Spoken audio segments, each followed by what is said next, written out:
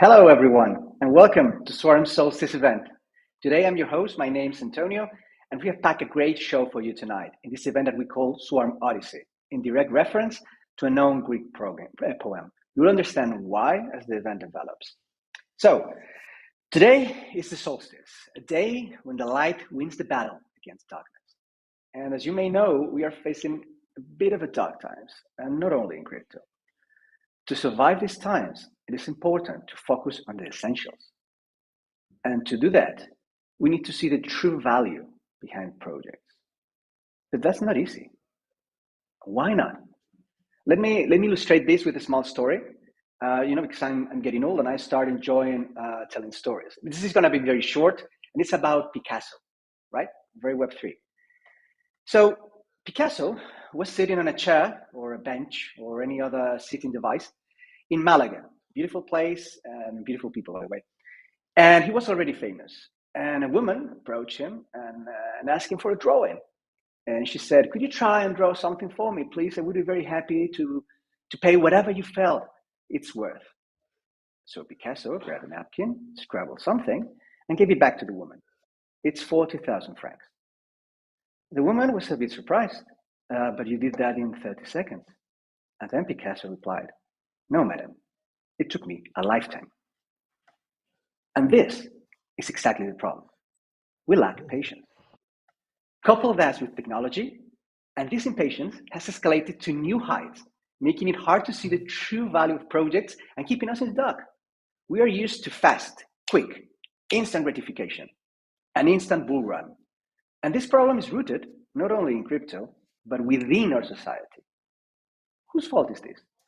My theory is that it all started in Madison Avenue in the 50s, when some advertisers got together and realized that the best customers they would have were the younger ones, because they could be customers for longer.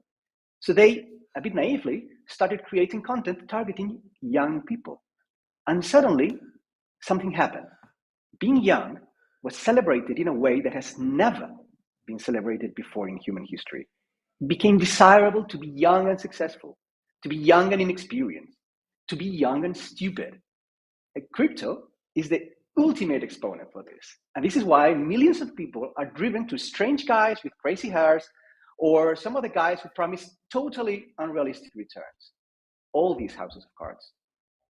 Thing is, it takes time to build something relevant. It takes time to build something meaningful. John Coltrane practiced the saxophone every day for 17 years before hitting a number one. Michael Faraday spent 7 years working as an assistant in a lab before being allowed to even make one experiment. Stephen King wrote every day for 9 years before he sold his first novel. The long game. The long game is how you create something meaningful. It is long, it is rough, and it is tough, but this is the way to deliver value. Looking for these projects is how you survive a bear market. In Swarm, we play that game. We live every day in that game. And today, we're going to showcase some of the fruits of that game. Stay with us and you'll find them out. So, let's start with the storage incentives release. In case you missed some chapter, Swarm is a decentralized storage network, okay? And storage incentives are the biggest network release since mainnet. It is my pleasure and honor to introduce 3 members to stage. Kevin Toner, product owner at Research, Attila Gasto, Swarm Foundation developer lead, essentially the one who puts the product together and make it shine. And of course, Victor Tron, the one who, together with Daniel Nagy, studied it all 7 years ago. Hello, guys. Hello. Hi, Antonio. Hello. It's me. All right. So I would like to begin with a question to Victor. Victor, what does this milestone mean to Swarm and to you?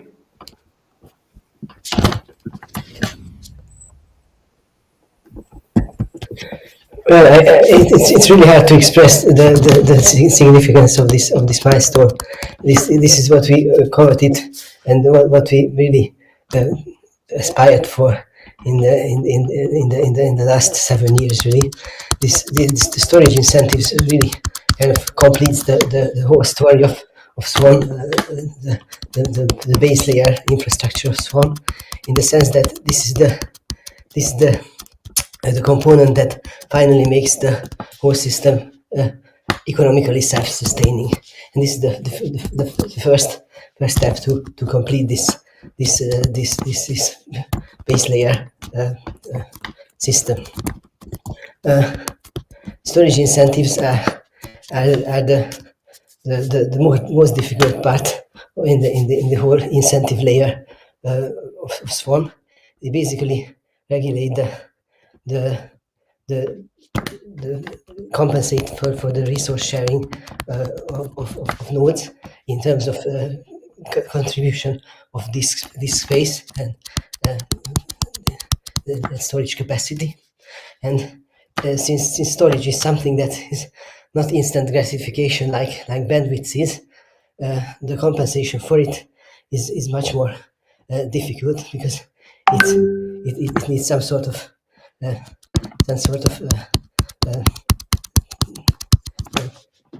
verification in the future. It has a promissory element, and that's why it was very good to come up with a proper story for providing a decentralized system for incentivizing storage and the sharing of this space. So it's another joy for me to see that with the mainnet release we finally reached this milestone, and it's all taking well, apparently. Awesome. That's great to hear. So during the first days of Ethereum, did you imagine that the road would be so long to get here? It's been already 7 years, if I'm not mistaken. Yeah, we're thinking about this problem a lot, and probably, if I'm not mistaken, your analogy with Picasso was actually referring to this journey that finally we realized in a short time span the release, but in fact the preparation for that seems like a really long. Oh, I think we lost Victor. All right. Okay. Sorry for that. Let's see if we can grab him in a moment. Okay.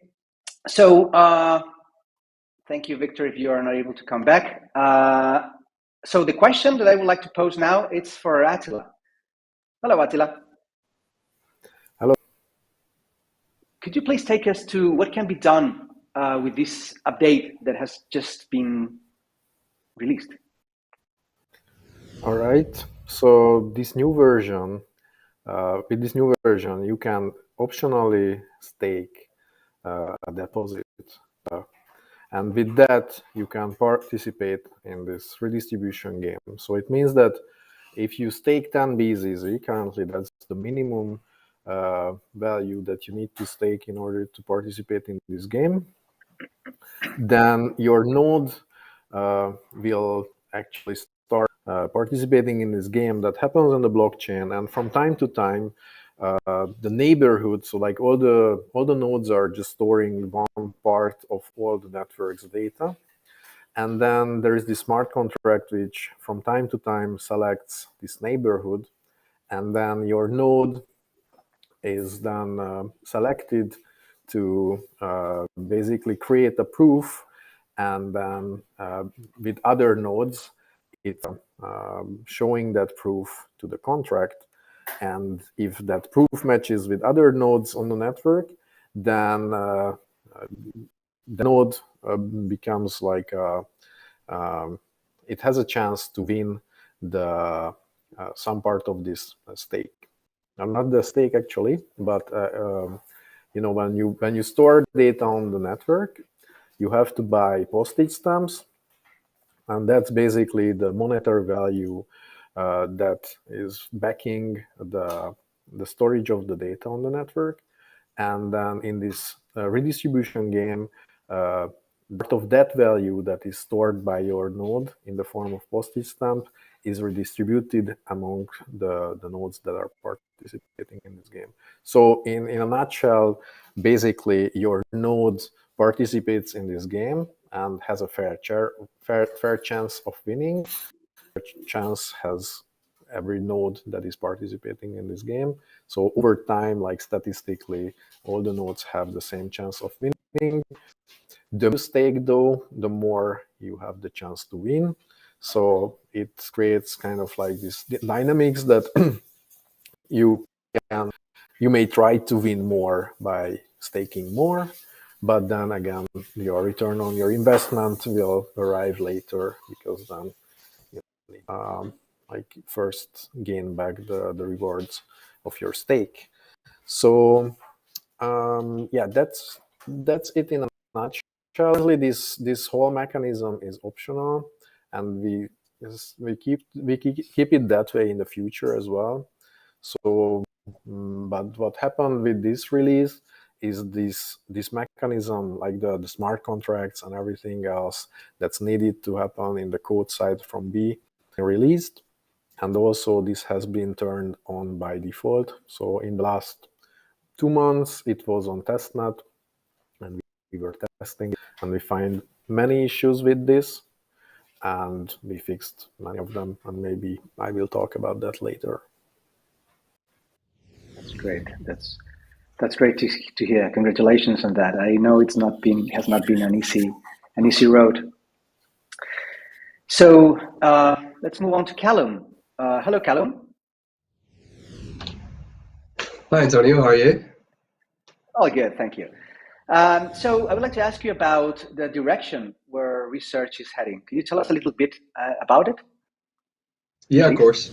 So as Attila was saying, this is a massive milestone that we've finally achieved. It's been on testnet for quite some time.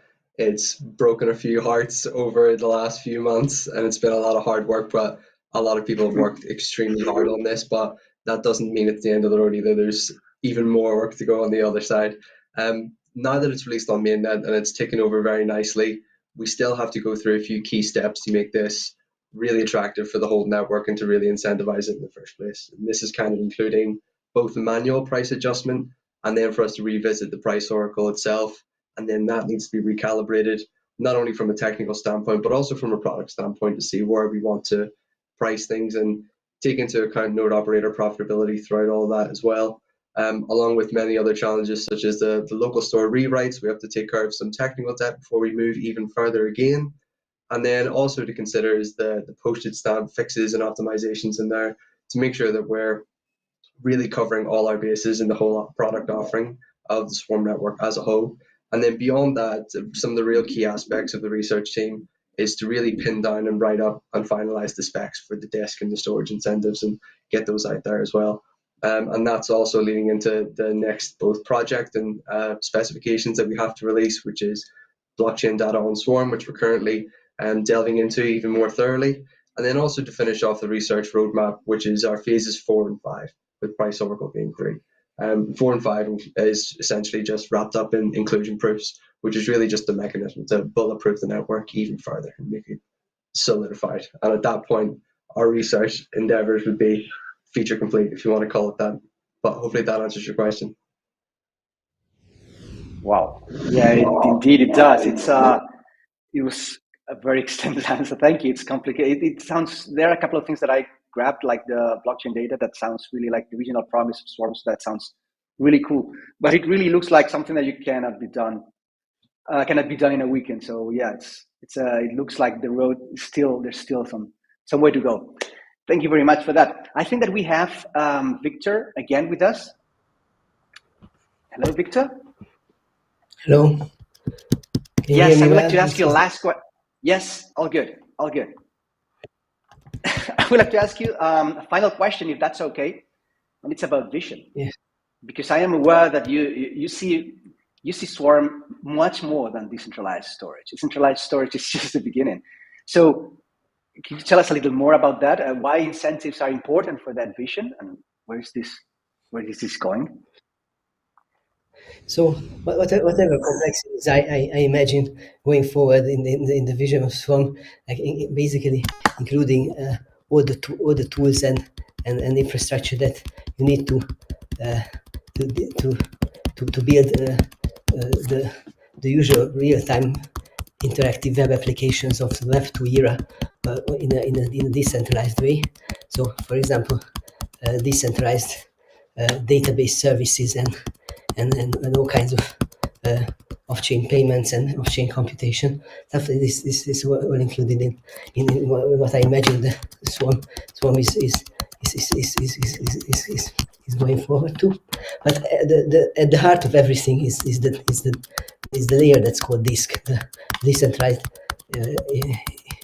immutable storage for chunks, and for this component, the resilience comes from the fact that it's economically self-sustaining system. So there's all kinds of cool features of Swarm in terms of its routing and the privacy properties it has. We've talked a lot about that in the past, but in fact, in terms of incentivization, we've been not so much better off than the BitTorrent, with a bit of bandwidth incentives to compensate for forwarding and messages.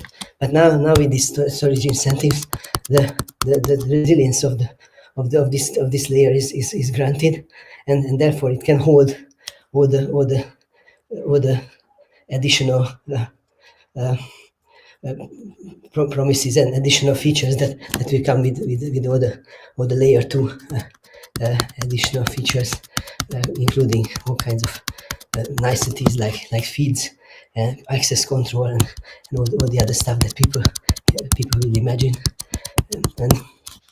And maybe one thought about how this storage incentive system is slightly different in Swarm than other systems that exist in the market. So it's important to see that this incentive system for storage is a positive incentive system, which means that no one in particular is if a particular chunk or content that an uploader uploaded gets lost, no one in particular is punished. There's no punitive threat for one particular node. So it's basically not a contractual system that we could call a marketplace for storage in a sense.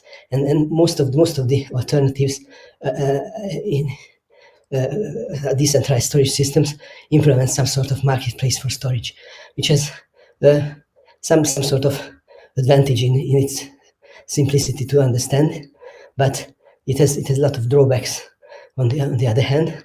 And a marketplace for storage, basically storage insurance market, can be built very easily on the current system, and that's also among the plans that we have to complete the system in the future.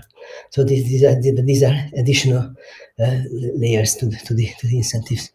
Currently, the positive incentives are the ones that we realized.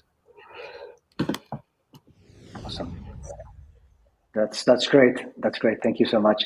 Thank you so much for the answer, Victor. And I would like to thank you all three guys. And yeah, it's been great hearing your answers. Very exciting future ahead. Thank you. All right. So next, I believe that we have an explainer video round made by some member of the community. It's not very long. I think it's a good explainer of how the reward mechanism system works. So Jan, please hit play. What is Swarm? Swarm is a decentralized data storage technology. It is a global network of nodes, called bees, that store and serve data to power, among other things, applications that will run as they are programmed, respecting one's chosen privacy and ownership. Swarm is meant to be permissionless. Today, when you produce data or store your information online, you enter into an agreement with a hosting provider. In contrast, in Swarm, as in Bitcoin or Ethereum, peer-to-peer or peer-to-protocol relationships, the agreement is with the network, enforcing the lifetime of your content. But how does it do that? The content that it's uploaded is immediately and automatically fragmented into tiny pieces, called chunks, that are then copied multiple times and scattered across the network. But how can it ensure that the data will be available at some point in the future? Well, Swarm addresses this question through storage incentives for the nodes part of the network. Similarly to an envelope with a letter inside, postage stamps represent the storage fee attached to each chunk to incentivize nodes to store the content for a certain period of time. The storage fees from the entire network are collected into a reward pot. At regular intervals, what is called a shelling game system is introduced to redistribute this reward in a fair way to a single node or B. Depending on the amount at stake by each node, its chances of getting rewarded increase. Once it is selected and has proven that the content it stores is relevant and it is safe, the node can claim the reward. For a maximum of decentralization, nodes can run on standard computers, store encrypted chunks of data, and support all digital services while participating in the reward system. All you need is about 20 gigabytes of storage space and a stable network connection. Join Swarm to extend the blockchain to Web3 and deliver the promises of decentralized marketplace, decentralized messaging, decentralized streaming and social media, as well as many other types of applications. Let us proceed together apace. All right, nice voice. Okay, so let's move on and please be welcome to our new section. Some of our contributors have been traveling a lot in the last months, and while collecting flight miles, they have successfully made Swarm's voice be heard around the globe. First up, Swarm was present at ETH Warsaw in Poland. A nice and sweet event where Swarm helps some developers code their solutions to bring more bees to the global network. A great start. Then we move on to Germany. Swarm Foundation organized an event during ETH Berlin, the legendary C-base, at the legendary C-base station to present the storage incentive roadmap and how Swarm could be used to make Wikipedia truly unstoppable. Full house over that. But not only there were talks, Swarm was part of the winning project. In the hackathon, the project was called NFTs Are Live. That is basically an NFT with an embedded video stream directly and without intermediaries, so that creators have full control between their video content and the end user. Well, that's pretty cool. And next, to the biggest crypto event of the year, DEF CON 6. There was a great presence of Swarm in Bogota, in Colombia. 3 years in the last DEF CON was a long time to wait. And Swarm was really happy to meet with the builders again. And it couldn't start in a better way. Swarm was featured again in a winning project at the Infinite Hackathon. The project was called, and is called, Fairbid, and stood out for being a project with a new blind bidding system with potential to disincentivize bots and scalpers in token NFT and NFT sales. That's pretty great. But this was only the beginning. Swarm was with great pleasure the solution to officially provide a decentralized agenda for all attendees to the biggest crypto event of the year. Great when there were problems browsing the Web2 agenda. But it was not the only thing that Swarm did. Also, videos. Partnering with Ethana, a video platform to incentivize transparency and freedom of speech, DEF CON videos from the event were and are stored and available on Swarm for the first time. A very subtle change with a great relevance. Gigabytes of videos served using Swarm as storage. Truly awesome. Right after DEF CON, MetaProvide, a company specializing in building services to support goodness, helped code up a plugin to extend Nextcloud to storage to Web3. And they were around the annual Nextcloud conference bragging about it, as they should. Kudos to them. And also, Swarm Foundation also spanned the official Unstoppable Swarm blog, obviously hosted on Swarm. You can find at blog.itswarm.org. And was also present in the World Ethical Data Forum, in the Hackers Congress in Parallel Dipolis in Prague, in ETH Brno, in ETH Panama, with several members and contributors evangelizing about the next steps in blockchain evolution. Whew. So, speaking about evolution, and to give some samples of the dApps and services that can be built, we have Chert with us. Hello, Chert. Hello, Antonio. How are you? All good, thank you. The floor is yours. Okay. Keep it back. Thank you. So we will give you an overview of what currently Fair Data Protocol enables and is available, and some future outlook for the Fair Data Protocol. Let us note that Fair Data Protocol tools and apps that we provide, that are provided, are in beta state. We offer no guarantees about them, so they're meant for developers to play around with, to develop with, and experience the Web3 experience. The work was done under Fair Data Society, and all the code is open source and available on Fair Data Society GitHub repositories. But let me start with a bit of background for how Fair Data Protocol actually came to be. So it is worth noting that FairDrop had its first commits already some 5 years ago. And FairDrop is the decentralized file exchange app that uses Swarm as the backend storage. Fast forward a couple of years and FairOS was developed, which is a layer 2 solution on top of Swarm, offering some extra features such as hierarchical file storage, key value store, and document store. FairDrive came along, which is a sort of Dropbox, but with FairOS as its backend storage. And the next step was to actually start the Fair Data Protocol project with the aims of providing developers with the framework for easy development on top of Web3 storage. So the guidelines for Fair Data Protocol are from the very start: self-sovereignty, interoperability, and privacy. And now let's watch a video of Victor Toth explaining Fair Data Protocol in more detail. Please. Hello everyone. I'm going to attempt to talk about Fair Data Protocol for a non-technical audience, although it was made for web developers in general. FDP is a Web3 environment and a framework, and also the second layer of the Ethereum Swarm. It was originally envisioned in a form of a project plan on which enthusiastic developers working. The governance of the stack, including this project plan, is formulated in a so-called FIP documents.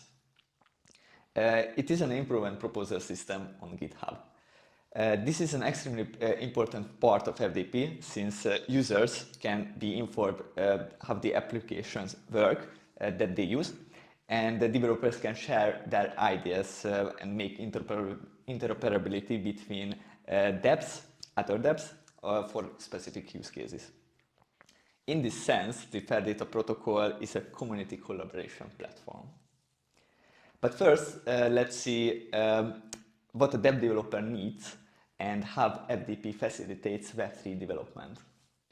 In order to be fully decentralized, dApps must have some blockchain connection and a decentralized storage solution. As a Web3 developer, first you need a test Web3 environment on which you can develop. For that, FDP Play helps you to spin up this whole stack with only one command after the installation. It contains the blockchain node, several Swarm storage nodes, and a high-level interface for user personal storage called FairOS. Application-related smart contracts and data will remain after restarting this environment. All services run on your local machine, and that doesn't require any configuration, gateway service, or coin faucet usage. The environment is up. The next is to handle users. But what are the users on Web3? Technically, every user represented as a wallet. Everybody can create a wallet because it is based on a random long number that your computer can generate. From the blockchain world, users know they can sign transactions with it that allows them to move coins from their address to another or interact with smart contracts. Swarm enables other possibilities that can be done with this singular wallet. Similarly, to sign transactions, signing uploaded data identifiers allows users to have an identity anchored address space on the global storage network that only the wallet owner can write, but others knowing their address can read. It is a powerful feature since the users can upload data themselves based on the dep logic and retrieve it later without using any central service.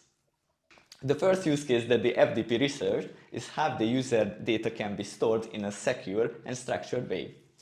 Users can upload data in a file system compatible way, meaning they can manage files and folders. By that, cloud storage dApps can emerge, like FairDrive, or other file system level apps that mount the user data on your local machine as a drive. Additionally, the personal storage contains a wallet manager that creates sub-identities of the user, called pods, which are the drives in this concept. The interoperability kicks in when the users have a distinct pod for each application that they use. dApps using this wallet management have out-of-the-box user personal storage handling. Meanwhile, they cannot read other application data in the user storage space. For personal storage operations, you can use FDP storage JavaScript library, FDP CLI, or FairOS. As I mentioned, the wallet is a generated key on your machine. Can it be portable? Should users bring a hardware wallet everywhere they go? Well, FDP researched a decentralized solution that allows users to retrieve their wallet providing a username and a password. Users can load their encrypted wallet from Swarm in a browser extension called Blossom.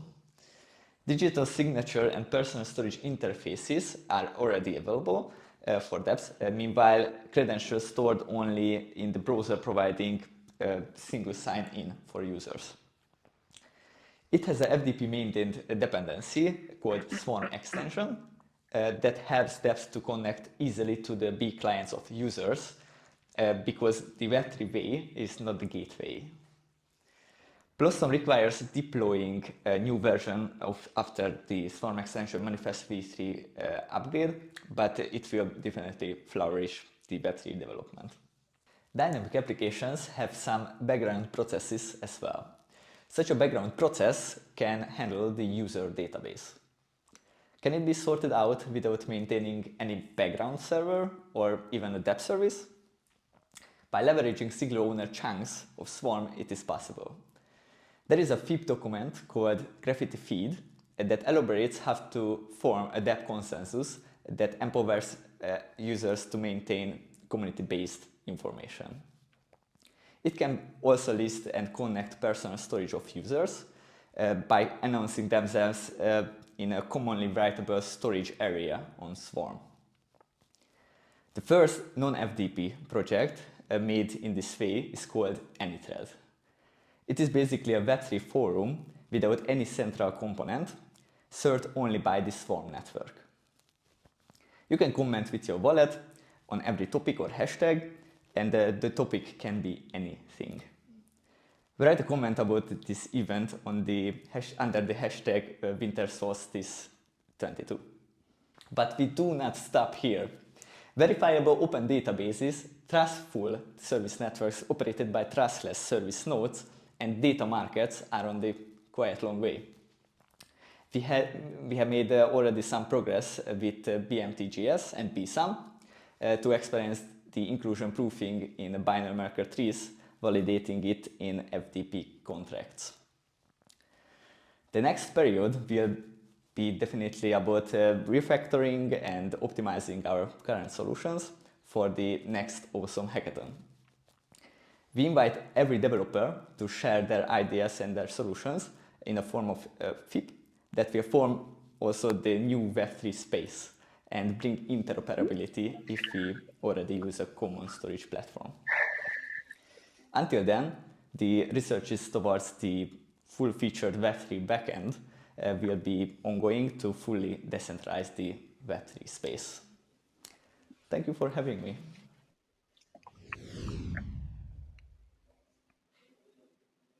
All right. Thank you for the video, Chert. Is there a way that we can start developing on top of this? Yes, actually there is an easy way, so I'll go into that in just a minute. So I'll just maybe recap the part where Victor says that the next stage up to the WAM Hackathon in March 2023 is about polishing what we have, so getting usage and community feedback on existing tools, and also possibly proposals for new things, right? So, but now let's please play a tutorial video, which is a good way for developers to start. So, this we're watching a video of a tutorial page that guides developers through making an example to-do application. And this is through using FDP storage JavaScript library. And I think onboarding for developers will be much easier and faster through this. So the infrastructure is provided through FDP Play package that Victor has mentioned. The concepts are explained in the tutorial itself, and if the user follows the recipes on screen, they can have an app working in the development environment in less than 1 hour. Other tutorials are also in the pipeline. For example, FairOS decentralized files system Go implementation tutorial, so how to use that in your stack. And we want to cover different developer profiles and use cases so that all sorts of things can get built. So yeah, the upcoming holidays are a great opportunity for learning the new technology and getting ready for the upcoming year. One place you could also start, you should start your journey is on the Fair Data Protocol landing page. You can find it on fdp.fairdatasociety.org.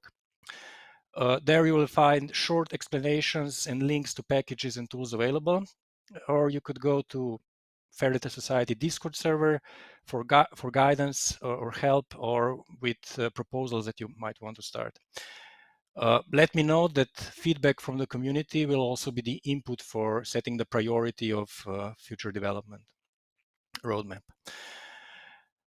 In the next couple of months, we will be supporting projects that work with Fair Data Protocol through bounties and grants. More on grants a bit later. For bounties, I can say that there will be about tooling that might be missing, or integrations of apps with FairOS storage, with the FairDrive ecosystem, or even suggestions from the community on what might be beneficial or missing. So monitor the Fair Data Society Gitcoin page and the Discord to stay up to date. The months leading up to the WAM Hackathon in March 2023. So get ready. The hackathon will also be about Fair Data Protocol, and teams' experience beforehand will obviously have an advantage at the hackathon itself. Projects that are ready before the hackathon might get a chance to showcase their work at the hackathon to a larger audience. But now let's go to the last video that actually showcases a project that uses the tech mentioned and brings about a new dimension, I think. So we're watching part of the tutorial of FairDrive desktop app, and FairDrive desktop app versus FairDrive web app is like one is run on your desktop and the other runs in the browser. What it does, what it allows you to do is actually mounting FairOS pods as folders on your local computer. And this means that you can work with files as you work with your local files, and the changes get synced to the Web3 cloud in the back, available for FairDrive and other apps to use. So the technology used is FairOS Go implementation in connection with Fuse, and a locally running B-node that is installed through Swarm desktop environment. The longer version of the video shows the installation procedure. This version just shows the part where a file, an image is uploaded to FairDrive and opened in both the FairDrive desktop app and in the FairDrive web app. So I think this opens up a whole new dimension to using Web3, a PC connected to Web3 cloud storage. Thank you for your attention. Antonio, back to you. Thank you, Chert. I pick up the floor. So now let's move on and speak about grants. Grants is a fantastic way to contribute to the ecosystem while being rewarded. We have a new wave of grants coming up, and to speak about them, we have our wave riders, Tomasz, with us. Hello, Tomasz. Thank you, Antonio, and hi to everyone. Today we are announcing a new grant wave called Swarm Odyssey, right? The purpose of the grant wave is to engage developers, researchers, artists, practically the whole community to further the idea of having the Web3 enabled computers as part of our daily lives.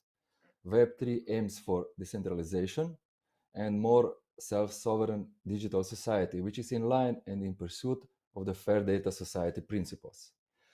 Supported projects will include developer engagements in the form of proof of concepts, MVPs, studies, research in the field, as well as artistic explorations.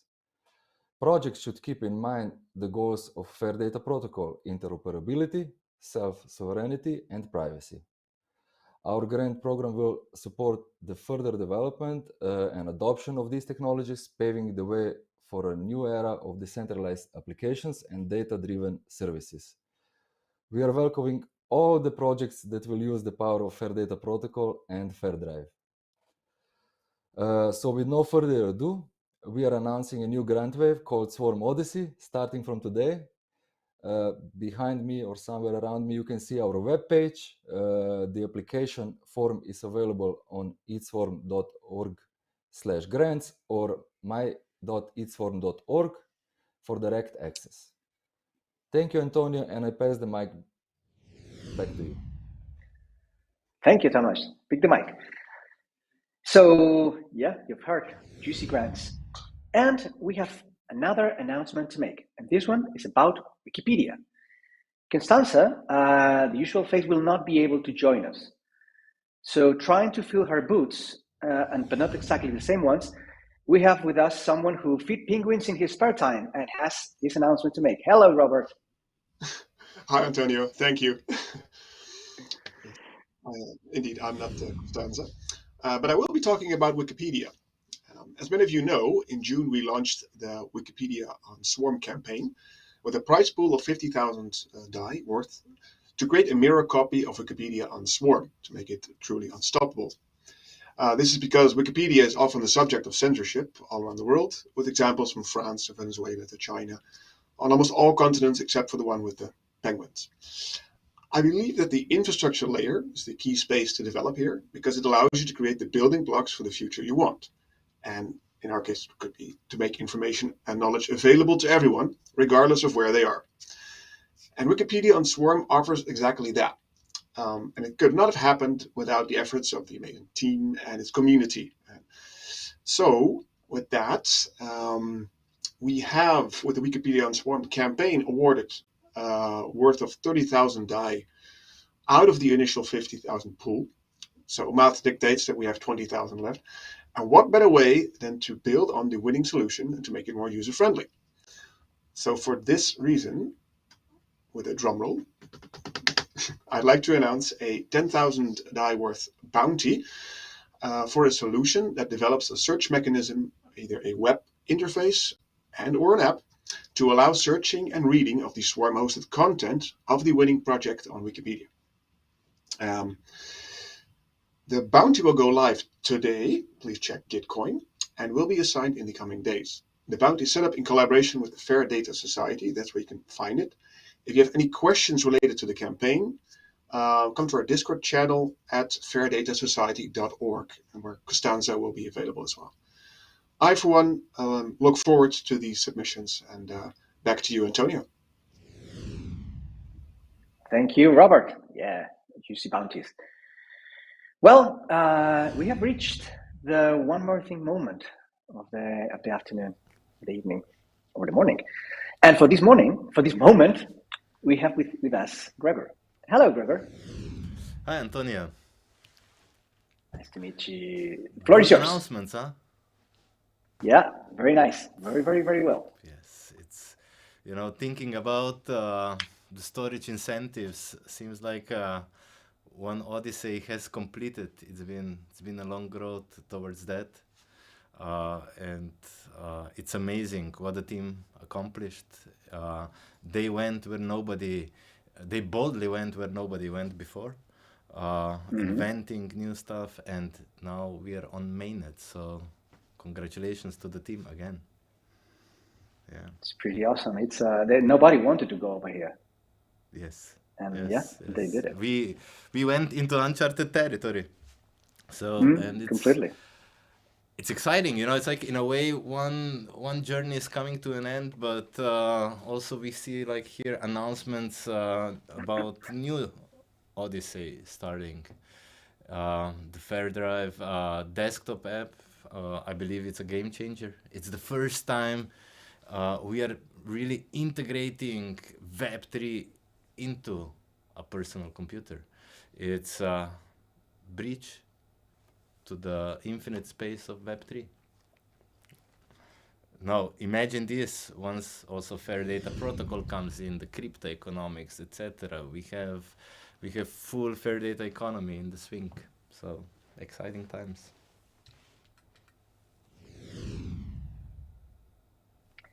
Awesome. Is there, so what is this Web3 PC about? Gregor, could you give us more detail, more scoop about it? Yes. So it's let me fire up my presentation, a couple of slides. Essentially, what are we up to in 2023? And the short answer is we're staying true to our mission, the mission of empowering digital freedom by making data unstoppable. This is where we started, this is where we are going. And Swarm network is people's network. Anybody can join, as you mentioned, it's permissionless. And in this sense, we can also say, you know, like there's this saying, no man is an island. And this is even more true for Swarm. There is no Swarm without a community. So this is the focus. And as Swarm Foundation, what we also want to do in the coming year is empower our community to take Swarm even further. So before I continue, for the core roadmap, you heard the announcements before, and I would really encourage you to follow our regular channels, our blog. We have now a decentralized blog also on Swarm. Anybody can set it up. You're invited. We're also open sourcing our team, so you can do it in a nice way. Then join us on Discord. Participate in the monthly ecosystem calls, or just follow the monthly development updates. But now, going back to the ecosystem, and why we are here, essentially looking at developments in the world, it's getting even more difficult. It's even more concerning. We see that privacy is being negotiated on a daily basis, and there's the intrusion into privacy, even into our homes and our computers, local computers. So if it used to be true that when you work with local apps on your computer, the data is yours, this is changing. It's the amount of data that either Windows or Apple are receiving is staggering. We see local apps that are locking in the data. So we do want to create a different future to live in, and Swarm is here the answer. In a way, when we are working on our computer, the data should belong to us. Moreover, when we're extending it into cloud, into Swarm, it should be the same. And that's, I would say, one of the big innovations Swarm with its ecosystem initiative is bringing to the table. So in short, we can say that even the personal computer today, even there we are becoming the product. And this is problematic because it goes really into the most sensitive data. It's usually we think twice what we upload or what we share before it leaves our computer. In a way, it's good to remind ourselves that the one who owns our data owns basically us. The digital world is getting stronger. It directs our behavior also in the physical. And a lot of times we hear like my keys, my money. The same applies to data, because at the end of the day, even money has become data. So let's keep in mind that in the digital age, freedom begins with owning our personal data, and we should be looking also into solutions and technology that actually strengthens this, not opposes this. And for this reason, we also are today announcing a new initiative on which we will spend or focus a lot of efforts in the coming year and years behind after that. So it's we call it the Swarm Odyssey or the Web3 PC. And with it, we want to actually enable and empower community to build it. This today is not a product launch like we are used to in similar events. The Swarm Odyssey Web3 PC cannot be built by us. It can be built only by all of us together. So why do we call it also Swarm Odyssey? In one way to acknowledge the long road taken to here, but it's also going to take long time to get to the goal that we are speaking about. So in a way, in 1984, Apple launched Macintosh 1. And back then, they had, the Macintosh 1 had a word processor, spreadsheet, and image editor. By today's standard, this is not a computer anybody would buy for serious usage, but it marked the beginning of that journey. Today, we are announcing the journey of the Web3 PC. It has already real-world use cases. We can edit notes, we can edit photos, we can edit slides and other things. But yes, it's not something that you would today exchange for your Mac or Surface or whatever computer you are using. So in this sense, we are inviting you on this new journey with us. But what is actually the Swarm Odyssey, the Web3 PC? And essentially, we can think of it like, as an overview, the targeted features are a personal computer that is extended and native to Web3. Think of it maybe even like a Chromebook without a Google and decentralized and where you're in the full control. It runs on Swarm, decentralized storage. This is the crucial part of a Web3 PC. It's privacy focused. It runs local apps and dApps. Moreover, compared to the PCs that we know now, Web3 PC generates value for the owner. The owner is entitled also to everything that the value that the Web3 PC produces. Last but not least, it is also light on the hardware. So it should be also ecologically, it should have a nice ecological footprint. To give an example, it can be run on a Raspberry Pi. We don't have yet a build for the Raspberry Pi itself, but if you want to get like one of these prototyped, sleek Raspberry Pi cases, we invite you, the one who first does the build gets it. Now, some might say, Raspberry Pi, there's no way to get them. And we don't really want you to get a new computer. We invite you to reuse your existing ones. The Web3 PC can be upgraded, or you just can get like a new one. New one. This, for example, it's an ultra thin PC. I bought it for 80 euros from eBay, and it's strong. It has stronger than a Raspberry Pi. So let's reuse what we already have and improve also the future towards which we are building. Now, what are the plans? We heard a couple of hints through the event. So it's we heard about the grants, the new grant wave. There will be new bounties coming up. This is all build up towards the hackathon in March. In March, we hopefully get together and build even more. Start the build process and work our way towards the summer solstice to the Swarm Summit, where hopefully we can present to the world together the Swarm Odyssey beta. This gives us then a nice second half of the year to meet again, same time, same place, next year, and have the Swarm Odyssey 1. So, yeah, why? Maybe just a quick reminder, when we speak about the fair data economy, it's in a way to disrupt the surveillance capitalism, to steer the future into the future where we want to live in.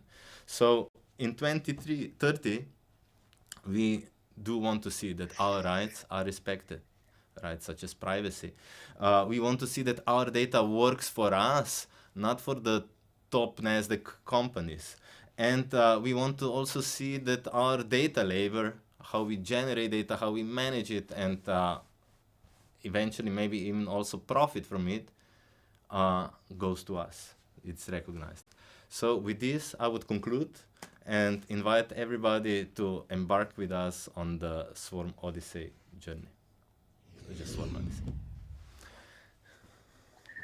Wow, that's great. Let's embark in there. Yeah, absolutely. Let's do. Thank you so much, Gregor. Thank you so much. It's been very inspiring. It's a very inspiring talk.